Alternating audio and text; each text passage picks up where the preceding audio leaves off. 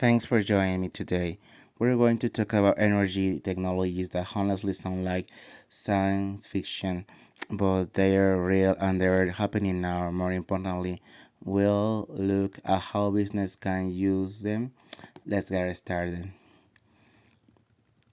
Look, I get it. Energy is not the most exciting topic, but here's the thing solar costs have dropped 85% in the last decade. That's not incremental, that's transformational.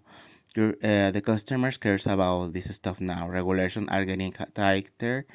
Honestly, the companies moving on this yearly are building advantages that will be really hard to catch up to later. This is not about being friendly.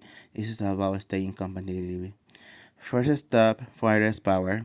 The electricity without cables is already working in labs and pilot programs.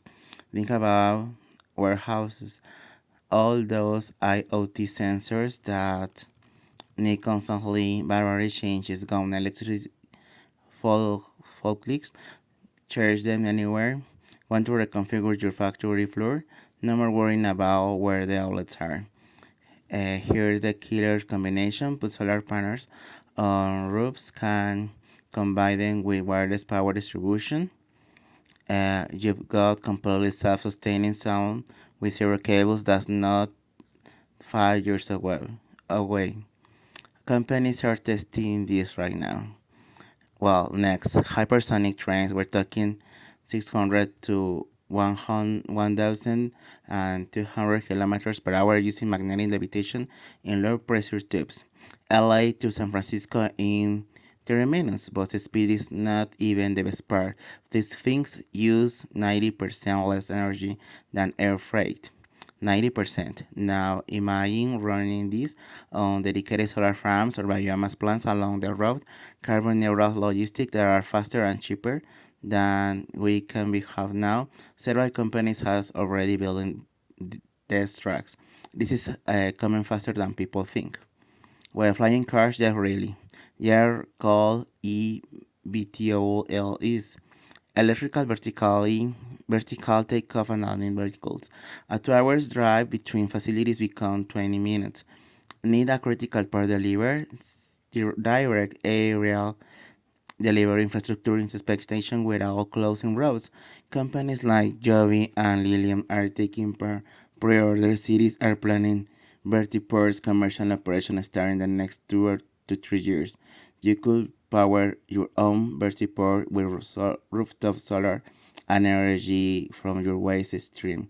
Zero emission air transport that you can control.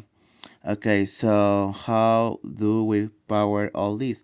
Let's start with solar. Solar is now the cheapest electricity period. Not the cheapest renewable, the cheapest of any kind in most places. Panels last 25 to 30 years with almost no maintenance. Your option, rooftop installation on warehouses, solar carports that shade your parking lot while charging EVs. Ground arrays if you've got unused land. Here's the thing, you don't need upfront capital. Power purchase agreement means someone else bills it, maintains, and you just buy the electricity at a fixed rate that's typically lower than the grind. If you do invest directly, payback is usually 4 to 7 years. Then you've got virtually free electricity for the next 20 years plus years. Well, biomass is basically turning your waste into energy. And unlike solar, it runs 24/7. If you are in food processing or agriculture, you're probably paying to dispose of stuff that could be generating power.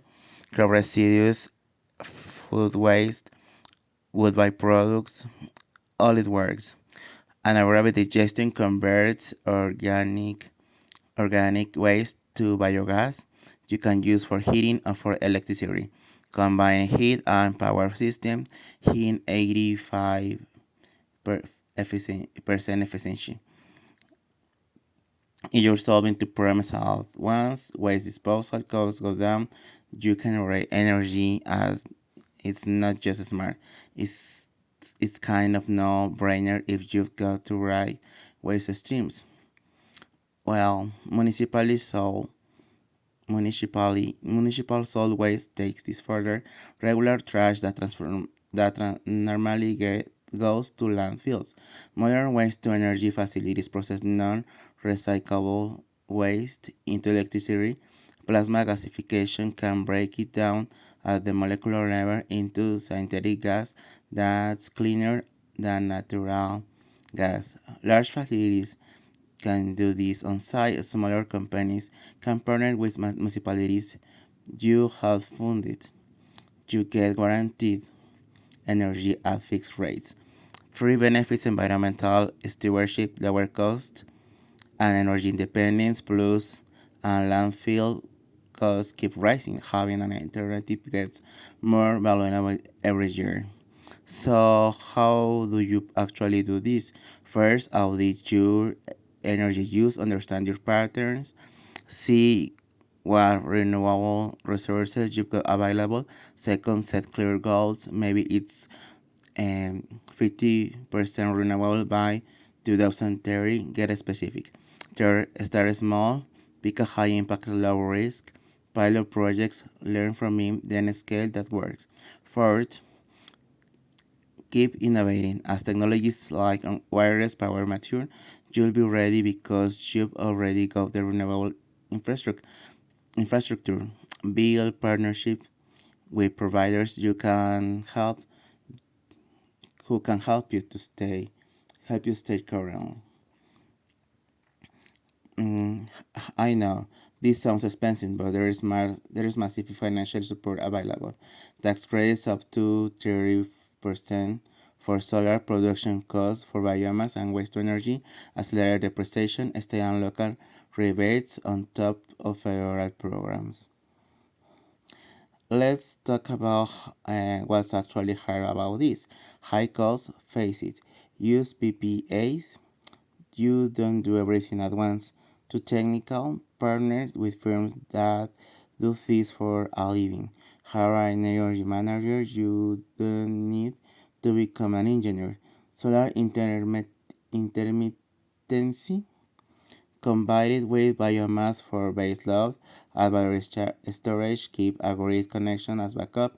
No space community solar programs let you benefit from off-site installations. Regulatory confusion, work with energy consultants, join industry groups. Those kind of companies have done this successfully. You're not pioneering alone. So here why leaders are moving now. Stable, predictable energy costs, no more freaking out about oil prices or rate hikes.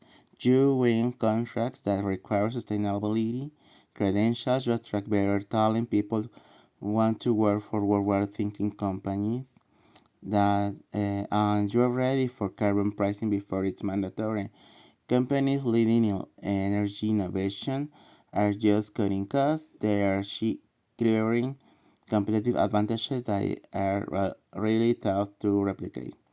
Look, we've covered wireless power, hypersonic trains, and flying cars, and solar, biomass, and waste to energy.